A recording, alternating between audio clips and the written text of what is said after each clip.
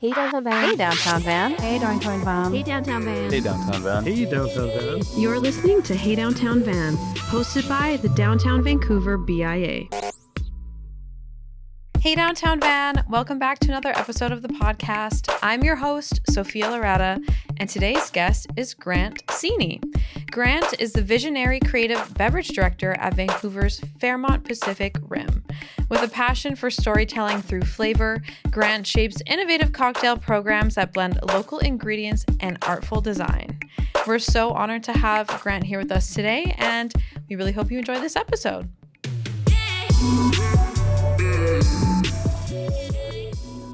Grant, thank you so much for joining us. Thank you very much for having me, Sophia. How are you? Good, how are you? Very well, thanks.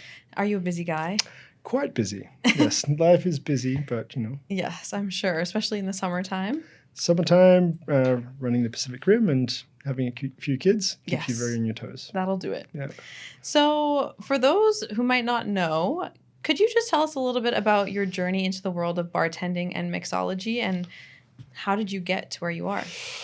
How long do we have? An hour. Okay, I'll try not to use all the time.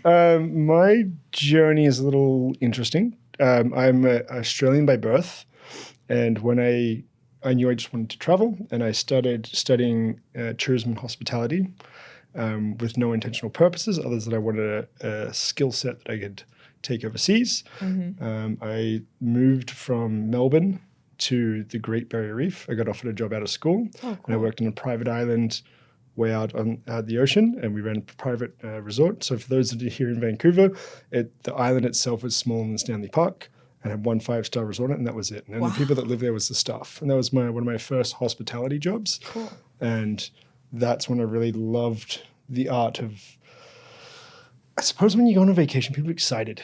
Yes. And you get to make them more excited. So I think there wasn't like the love of bartending first. It was the love of hospitality that came first. And the travel with it, and when people they're going there to look for excitement, they're looking for something that makes them happy, and you are there as a vessel to enhance the experience. So I think that's what I really fell in love with the industry as a whole.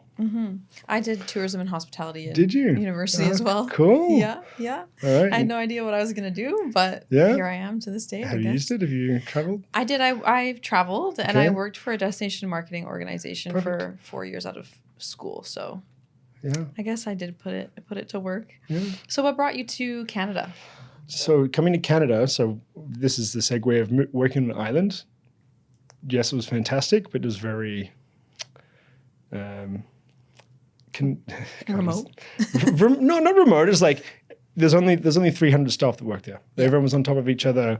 We were like a family, but your shelf life there was only so long, I suppose. Yeah. It's a relationship happen like at 4 times the speed, because you can meet someone here in downtown, but these people you're having breakfast with, you're going to work with all day, you're having lunch with them, you're having dinner with them. Totally. It's the only people you see the entire time. It's Love Island.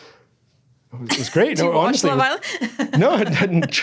Kind of. No, I haven't seen it. I haven't seen it, but I've seen the shows. Yeah. I'm sorry, I've seen it on TV, but I haven't watched it. It's not for me. But Fair enough. yes. But so I was looking for a change, and one of my managers at the time was like, I want to try something different. He's like, you know what you should do? Is like go to like Vancouver. They're about to host the 2010 Olympics. Oh wow. We've been working on a restaurant on the beach for 2 years. He's like, go to the top of the mountains, work in the snow, go see the polar opposite. So that's what we did. Me and like 4 of us that were living together at the time, we came here. We went to work in Whistler, worked in the ski hills, and that was a change. I feel like that's the classic Australia to Canada Do you know pipeline. Why? Why? So they target Australians to come work in Whistler. Oh. So because the seasons are different. Our university break, our summer break is your winter break. Right. So if you're going to university and you've got 2 months off for your summer break, Canadians is like, hey, we need people to work the ski slopes. We'll give you a short-term visa. So they actually target people that are doing university in Australia because of the right age demographic.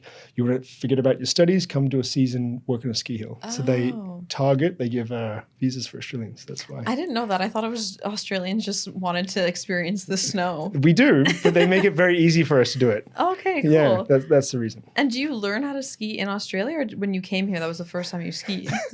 Well, I've been to New Zealand. Oh, okay. Yeah, but I did have to kind of lie on my first job because I worked at Christine's, and you have to, which is at the top of Blackcomb Mountain, you have to be at least a beginner to intermediate skier, because if the chairlift's closed, you have to get down from the mountain after work. Right. I had only skied for about 2 days, and I said I was intermediate. But, Lying on the resume. We Oh, love it. no, gravity. You'll get down the hill. True. It'll be fine. True. Anyway. That's hilarious. So you've had quite the career so far. How did you land at the Fairmont Pacific Rim and eventually lead the creative direction at Botanist? After working the 2010 Olympics, I wanted to move down to the city, and the Pacific Rim had just been built. Oh, wow. Because it opened at the start of the 2010 Olympics.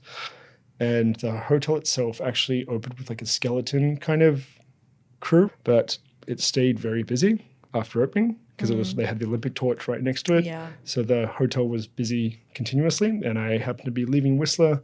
I put my resume in right at the time that they were really trying to fill a few slots and got hired within a day, I think. Oh, wow. Which is quite unheard of. Yeah. Normally it's like a few-week process, but Yeah. yeah. Well, it's hard to work at a Fairmont now. Yes, it's hard to get in. Yeah, it's super hard to get in. So that's very lucky. Yeah. So you've worked for the Fairmont Pack Room for how many years? 15. It's a long time. Yeah.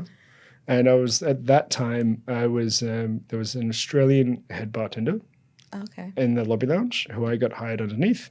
And he kind of took me under his wing a little bit, Jacob. And that's when I kind of fell and used my passion for hospitality and like really used the creative element. Because up until that point, I was been trained in hospitality and how you make people feel good, how you make them feel welcome. But this was using a creative outlet Yes. as a different approach. So that's kind of where I fell in love with it. That's cool. You walk around, you use your creativity to also enhance the experience. It's not just this is how you fold a napkin. Here's make sure you bring them like warm tea or like drop the bill correctly and bring warm food and describe it.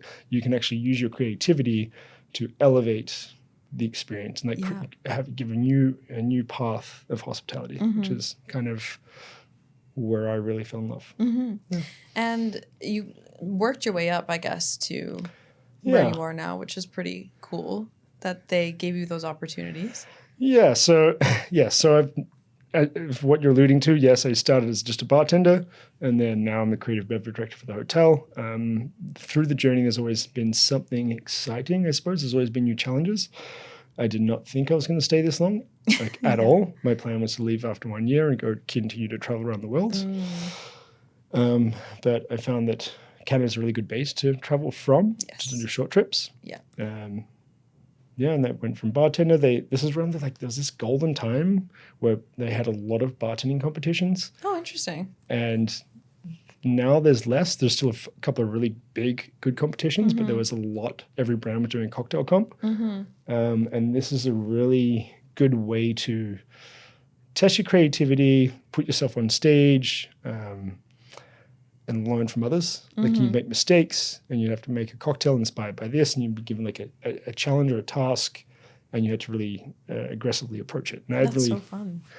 And there was a point I was in like 3 competitions every week. I was like every week. Well, there was a point 1 week there was a bunch, but Wow. I was doing every single competition that came up. Nice. Because it's a way to learn from other people. Yeah.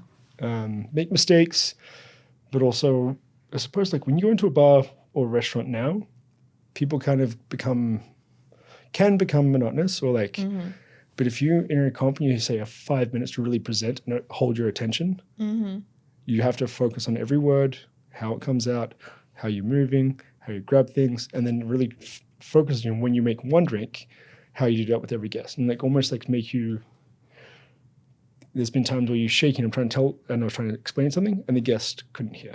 Or the judge couldn't hear. So I learned next time, if I really have a really important point to get across about the drink, I won't shake and talk about the same time. And like where your hands are. And that's so cool. I mean, it is an art form. Like I watch bartenders, I'm like, that's crazy. I can't do that. Yeah. And how long did it take you to get to a level where you were confident with all of those tricks? Tricks. Not trick. Yeah. Are they tricks or is that just like what you learn as a bartender? What do you mean by tricks? Like I've seen like even the way that you shake is like so different than how I would shake something at home. Yeah, sure. Best thing, shake at home. Think about like, do you dance? I feel like you're a dancer. My biggest regret in life is that I quit dance to play soccer. Oh no. Yeah, but in my head I'm a dancer. I'm a spin instructor. So I dance on the bike, I guess. Round and round and round. Mm-hmm. Anyway, so shaking a cocktail is like a rhythm. Yes. So a lot of people, when they first get up, they think you could like aggressively shake the ice backwards and forwards. But it's like, no, you hit your hips and Okay. right? And trying to think of it that way, you're kind of doing a dance. You're always on show. Yeah. And like your hips have to move a little bit because like your shoulders aren't doing as much work, and you got to flow together. And Interesting. yeah, because you see someone's up there like shaking aggressively, like yeah, it's always so like yeah, beautiful looking when they do it. So congratulations. Okay. Speaking of competitions, you've taken home some major awards in 2025, including 50 Best Bars. correct. What do these wins mean to you personally and professionally?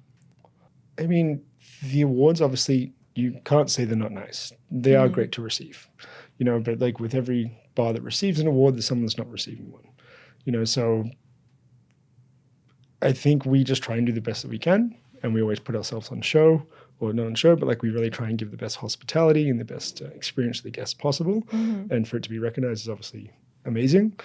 And I think being in Vancouver, it's not as often as recognized. Yeah. Like when you think of big cocktail cities, everyone thinks, go to New York, go to London, go to Tokyo. These are all big cities where people fly through. Not everyone gets to Vancouver. So when I interview bartenders or we talk about what we're trying to do, I'm like, we're not trying to be the best bar in Vancouver. We're trying to give a great hospitality experience. But when we talk about hospitality and creativity, we want to be parallel of New York, London, major cities, because our guests coming through Fairmonts, they stay at these cities. And when they come stay with us, they shouldn't be getting a subpar experience. If we're the best in our city, it doesn't matter. Right. We have to be on par with global hospitality and leader in that respect. Right. So when you get these awards like 50 Best and they recognize a city like Vancouver and they come to Vancouver, like that is awesome. We're a small town globally, really. Yeah. Yeah. So puts us on the map. Yeah. Well, Botanist has some of the most beautiful cocktails I've ever seen. Were they all grandfathered in, or did you create some new ones, or do you have some from 15 years ago that are still on the menu today? A Botanist? Okay, so Botanist was a revamp. Oh, okay. So initially, Botanist did not exist at the Pac Rim when it opened. Oh, okay. The restaurant was called Oru. Oh. So back to your question. The cocktails, some of them, there's like one or two drinks that have been in the menu since the start, but a lot of them are new creations. We're always trying to like adapt, enhance, and grow, I suppose. When was the last time you were in? Oh my gosh, probably 7 years ago. Okay, you got to come in. I know. You got to come in. I know. I'm so excited. Yeah. I think we're going to come visit next week or in the What are you next doing few tonight? weeks. Yeah. What are you doing tonight? Come on in. We could. What We else are you absolutely doing? could. Let's do it. You're not wrong. Yeah. I'm moving though, so I have to be packing. I'm moving on July 1st. What's the date today? The 20. You got plenty of time. You know it too. Okay, we'll see. We'll see. I can't promise, but we're definitely going to come in the next few weeks for sure. Are there any moments from the award season this year, or just any award that you've ever received that has stood out to you? My mum gave me the Son of the Year award once. Aww. No. And no, I think the highlight for me was in 2014. I won Canadian Bartender of the Year. Oh, wow. Congratulations. For world-class bartending competition. And I went and competed in London in the global competition and finished 4th globally. Wow. So I think that is probably one of the highlights, I suppose. That's incredible. Yeah. Who were you up against in the world? There was 57 countries that competed that year. The US took it home. Charles Joly, he's a fantastic competitor from Chicago. Cool. There was Giacomo, who came 5th that year. He now runs Paradiso in Spain, which is one best bar in the world. Wow. Avery won a bunch of awards years ago, which is where Charles was from. So a lot of these people that you get to that compete on that level are running the best bars globally. So to be, I think I was 25 at the time, 26. So still green in terms of my maturity in the industry. Yeah. So to be on that level with these people that are now running the best bars was just, that was very much a highlight. Yeah, 100%. And coming from going to hospitality school to think you'd be in the top 4 of best bartenders in the world, that's incredible. Yeah. So you're known for your innovative and visually stunning cocktails, and they really are very visually stunning. Can you walk us through your creative process and how you come up with such cool drinks? I mean, when you think of hospitality, like right now, the room we're in, right? Mm-hmm. Is the light correct? How comfy is your chair? How comfy is my chair? Yeah. I would say it's pretty comfy. Yeah. Is the light like to the side here too offensive in your eyes? No. No? Is it temperature okay? It's a little hot. It is a little warm, isn't it? Yeah. Yeah, okay. All right. So all these factors have already factored in before you have a drink. Mm. Right? So all of your senses matter. Mm-hmm. So your smell, your sight, the sound of the room. It doesn't matter if you have a great tasting cocktail. If there's a clanging in the background, it's not good.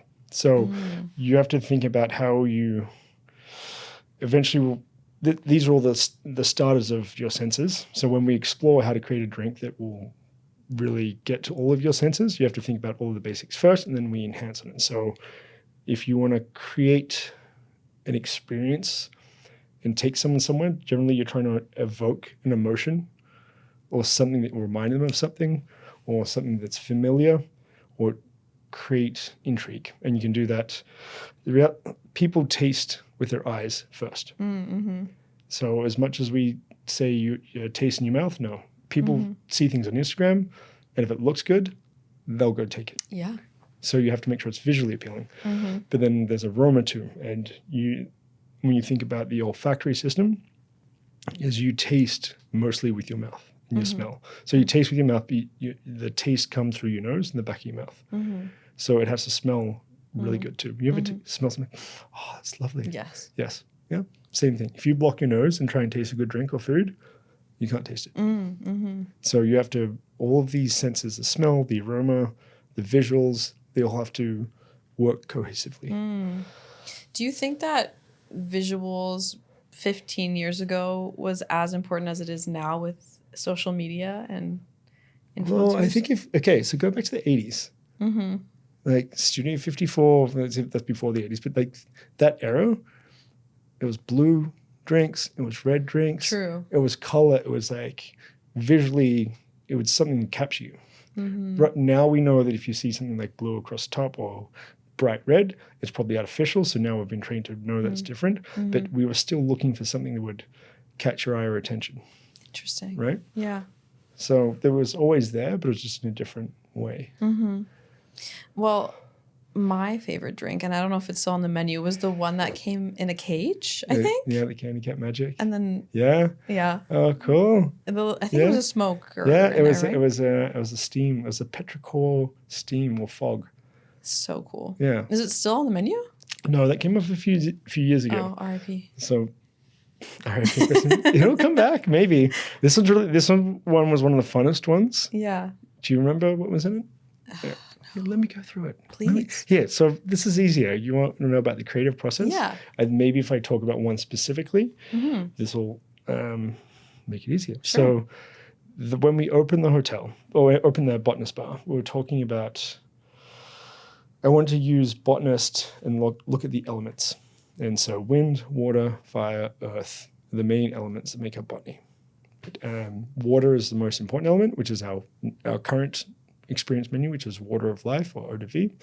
But at the start, we had a drink that was earth, one that was wind, one that was water, and then we put another one that was fire, and then we had another one which is spirit, which is a bit different. But when you think of earth, how do you make this into a cocktail? So when you think here on the coast in BC, where do you look across the mountains and see? Fog. Clouds, we're mountains. We're in a temperate rainforest, right? Yeah. So is there nothing, when you walk, you've been hiking here in North Vancouver, like Lynn Valley, go in the morning, like what's that feeling that you get when you walk through the Lynn Valley in the morning? Beautiful, misty. Right? But you can you can see it in your head, right? Mm-hmm. You know the temperature of the soil. Mm-hmm. You know there's a bit of moisture. You know there's moss on the trees. Like you know what it smells like there's a feeling. This is you're evoking this emotion. And when you go for that hike in the morning, you know what it feels like, right?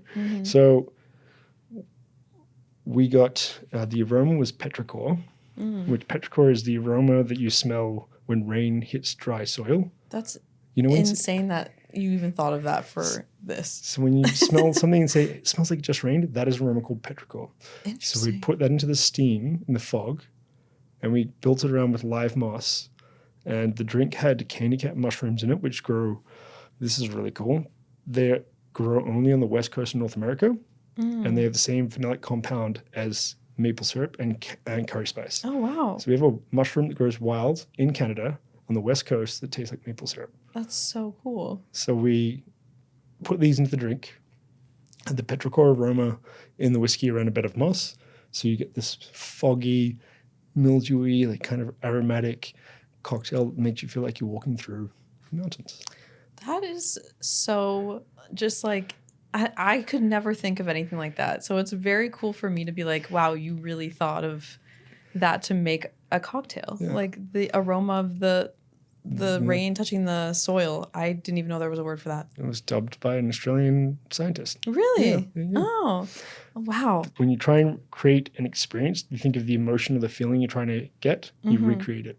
So one thing I've seen we don't do, but just to, I think the way I could describe it best is one time a guy, when I was judging a bartending competition, he put a box of soil, sand beneath my feet, and made me take my shoes off and put your toes in the sand, because everyone knows the feeling when you go to the beach and you put your toes in the sand, it evokes a certain emotion. So these kind of things you try and do where you can hit a drink where like, I love that feeling. Right? So when we think about these kind of experience drinks, that's what we're trying to do. That's so cool. It really is an art form. Yeah. For me, I'm just like, let's put this drink in with this, and I will give it a sip. That makes you happy, then go do it, No, I love it, though. Yeah. I love experiencing really cool cocktails, and I'm a big fan of all of that. What is one ingredient you are really into right now? One ingredient I'm really into, but we can't get here, is passion fruit. Oh, we can't get it here? You can, but it's like $2 a passion fruit. Wow. You can get passion fruit puree, but I go down to Mexico every year. And my father-in-law's place has a passion fruit tree in the backyard. Oh, beautiful. So just eating fresh passion fruit. And this year I just remember eating like them every day, and just the ingredient that I love, the sourness, the tartness. Yeah. Something I didn't enjoy growing up because I thought it was too sour, and I didn't like the crunchy bits. Oh, interesting. It was like a texture as a child I didn't enjoy. It was like tart, acidic, crunchy. But now as an adult, I'm like, this is divine. Yeah, it's lovely. $2 a passion fruit is insane. Yes. I hate that for us. Is there a cocktail on the current menu that feels especially personal to you, or one that was like a creative risk? I mean, they're all a creative risk at some point. You've got to take risks, and you don't know if people are going to like it. At the end of the day, people won't like it. Yeah. Everyone has different flavor profiles. But one drink that I really love on the menu is the Rain Couva. Okay. This one kind of came about. We had our initial drinks from the lab, inspired by the elements, and we're re-bringing it back. I was trying to think of a way to reintroduce it, and my mother had just visited from Australia, and we were going up in doing the Capilano Suspension Bridge, and she's like, wow, the trees are so big. I'm like, yeah, it just rains a lot. And she's like, yeah, why is it like this? I'm like, yeah, it just rains a lot in Vancouver. And I found everyone in Vancouver talks about it's always raining a lot. All the time. But that's why it's so beautiful, right? And I just stopped. It just like snapped for a second. I was like, we're in a temperate rainforest. And she was telling me like, yeah, back home in Australia, it's drought everywhere. We got no trees. I was like, you're right. Vancouverites complain about the rain. We have this beautiful rainforest. Yeah. We have a bounty of like waterfalls and rivers, and like because of the rain. If we didn't have water, it'd be barren. Yeah. So this was like something twitched. Like, I need to create a cocktail that highlights the rain, like, and what we have around it. So the Rain Couva is a drink that comes with like a floating edible cloud. What? So we do a little mixture base, and then we like slowly put helium to it and makes this like bubbly cloud that'll slowly rise and float. What? And then eventually it'll slowly start to break apart and it'll slowly drip into the cocktail. It'll slowly drip down and rain into the drink. And underneath the cloud is a cherry blossom green tea cloud. And underneath is ingredients inspired by the ocean and the Pacific and what we get across. So it's like yuzu juice and cherry blossoms, pine from the mountains, gin. Vodka. Yeah. Wow. It's very refreshing. It's refreshing, but it also sounds like art. Like it's so beautiful. I can't wait to try it. So that one is like kind of, it's like what Vancouver is. It rains a lot and people complain about it. I'm like, no, don't complain. It's beautiful here. Enjoy it. It is so beautiful here. And we have so many flowers all the time. Yeah. It's green. Yes. It's colorful. We are so lucky. We're so lucky. So you love passion fruit. What's an ingredient you absolutely hate? Pancakes. You hate I pancakes? don't like pancakes. I think they're so that's boring. a hot take. I love pancakes. That is a hot take, and I'm sorry, but they're so boring. What about waffles? Okay, so difference between pancake and waffles is there's it's called the Maillard reaction, which is like where the reference of heat reacting with sugars and caramelization and crunchiness. So waffles have more crunchy areas. They do. So there's more texture. Pancake, I'm sorry, it's boring. Unless you add like maple syrup and blueberries and all this stuff on it, and it's just flour and sugar. Yeah, but I think that's why they're so versatile. They're a canvas for other flavors. But I'll let you have it. I mean, for breakfast, I don't know. That's fair. I know it's very much a North American thing. I didn't have them growing up in Australia. It's a very North American thing. I just find it as a breakfast ingredient boring. No, okay. You know what? I'll give you that one. I'll give it to you. What trends are you seeing right now in the cocktail world that you're excited or maybe not so excited about? There's definitely a trend in the non-alcoholic spirits category. The hard part with that is they still cost the same amount of money to make a non-alcoholic gin as it does gin. Okay. So some people are like, oh, this is great, it's non-alcoholic, but no young kid now, up-and-coming person, is going to spend $20 on a non-alcoholic Negroni. Right.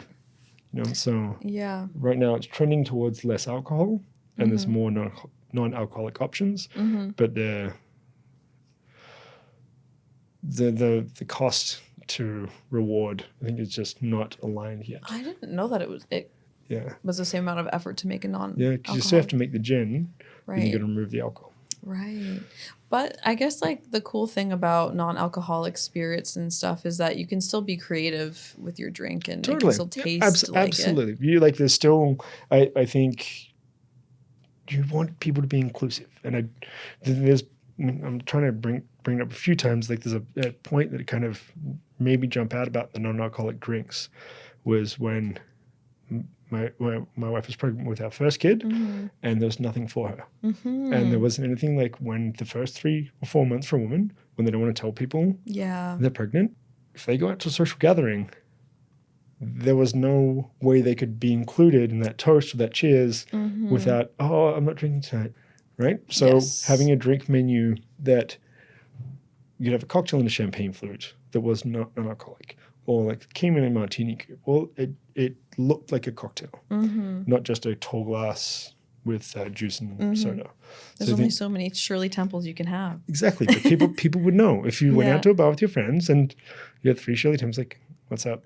Yes. So it was very much designed to give them the same creativity as a name, the presentation, so someone can say, "Oh, can I try the Castaway? It looks great." So perfect, 1 Castaway, there you are. And they could cheers, they could do this, be included, and there was no separation. Yeah, I love that. I can have alcohol, but I'm also really allergic after a certain point, so I don't like to drink often. We all are. True. But I'm talking like I'm like sneezing, like could be bedridden. Oh, really? Yeah, I don't. It happened in my old age as I get older. Come on. I mean, I'm not 27. I'm gonna be 30 in a few months. Oh, stop it. I'm not old. But as I get older, it gets worse, and it's so annoying because I'm sorry to tell you, it only gets worse. But non-alcoholic beverages that are so fun will be for me. But also, like, it's a good way to like blend in. So you could have one cocktail, and then order another. Because right? it is very much a social thing too. Like some people feel weird not drinking when other people are. 100%. Have you ever walked into a room and everyone's standing there and you've got nothing in your hand? I was like, what can I get you? What you need something in your hand. It's almost like a barrier. Like, here's my arms up. I have something in my hand. Yeah. You need it to kind of be included unless you're resting or sitting at a table. Yeah. So, yeah. And people can find non-alcoholic drinks at your... Yeah, we've got plenty of non-alcoholic drinks. Amazing. Yeah. Perfect. A whole double spread page. Oh, wow. Dedicated to non-alcoholics. Oh, I love that. Yeah. That's great. What is something about bartending that maybe people think the job is easy or I could do that? Like, what is a misconception about bartending that you think people have? Or what's something you can debunk? Debunk? Yeah. I think the biggest thing is that it is a career. A lot of people, especially in Vancouver, like, oh, cool. So what are you doing? How long are you doing this for until you get your movie gig? Or how long are you doing this for until you find a real job? Where I don't think it's a real job. People take it very, very seriously. It's very hard. Yeah, I couldn't do it. Yeah. For sure. You need to be a part-time psychologist. Do people like to trauma dump at the bar? Is that why? Or just... Well, for everything. You deal with all types of personalities, right? And so it's managing personalities outside of your own and holding conversations that aren't as familiar with, or, it's like managing a whole... Totally. bunch of different skill sets. Yeah. Yeah. When I worked in hospitality, I always said that I don't even think, like a doctor would think this job is hard. Just how you have to interact with different people and how you have to be on all the time. And always, people have the ability to talk to you at any moment, right? So describing to some of my friends that work at desks, like, can you imagine if you're halfway through an email and someone's like, oh, I need more milk. And like you go get the milk and be like, no, wait, more sugar. Like, but I haven't finished writing this. Your brain has to be able to adapt very, very quickly. Yeah. You can't start and finish a task at one point. You have to be doing multiple tasks all at one time, holding conversations. It could be late hours too. Sometimes you're working long late days. No, you got to be quite talented and mentally resilient. Yeah, for sure. Okay, this is a silly little question, but I am curious. If you could serve a cocktail to any historical figure or celebrity, who would it be, and what would you make them? I would love to like sit and have a drink with Ernest Hemingway, just to have the conversation and hear his war stories. Oh, yeah. And like when he was in Cuba and the books he was writing, and he loved to drink obviously and had a very interesting life. I would love to make him a daiquiri and like sit and just chat, I suppose. Yeah. Very cool. When you're not working, what is your go-to drink order? These days, water. That's so real. Honestly, Diet Coke. I finish work and just go home. The last thing about it, I think nowadays wants is a cocktail when they finish work. I found myself a bit of a more purist towards of late, where like you just drink tequila on the rocks, just something neat, or a beer, like very, very simple, But yeah, these days just water, coffee, that's it. Yeah. Yeah. So real. You're 30 now. I know. I'm so old. What advice would you give to an aspiring bartender who wants to make it at your level? You have to be more patient and really listen and work hard. I think with the way the world is now, you have so much information on the internet. There's so much like recipes. But the reality is, like, to get good at anything is you need experience, and to know you need to work hard and do a long time. And what I'm starting to see, unfortunately, COVID put a kink, I suppose, in the hospitality armor, is people can read one cocktail book and they'll come behind the bar and like, oh yeah, I know how to make that drink. So I'm a bartender. Like, no, mate, you don't. Like, you don't know how to manage 16 top bar and really work space, as what we've been talking about, like manage conversations, make sure that person's got their coat, make sure the second glass of water refilled, make sure the allergies in the chick go into the kitchen. There's so much more than that cocktail. You have to understand, as I said, how comfortable the seat, the room. There's so much to understand about bartending before you make the drink. That's one of the last elements. By the time that drink gets there, that's one of the last elements of the whole setup. So true. And just because you read a recipe online doesn't mean you know how to bartend. It means you know how to make a drink. Right. You need to understand hospitality at its core and how to make people feel welcome, invited, inclusive, like they're having fun. And then by the time they get the drink, it doesn't matter what's in it. Because if they're having fun, their energy's up, then it enhances it. So true. It's all about the full experience. Exactly. Yeah. Is there anything, Grant, that you want to share with our listeners that I didn't get a chance to ask you before we close it out? Wrap up here? Yeah. I know we spoke about it briefly, but yeah, so 50 Best before it came here. These awards for bars have only come out in the last few years.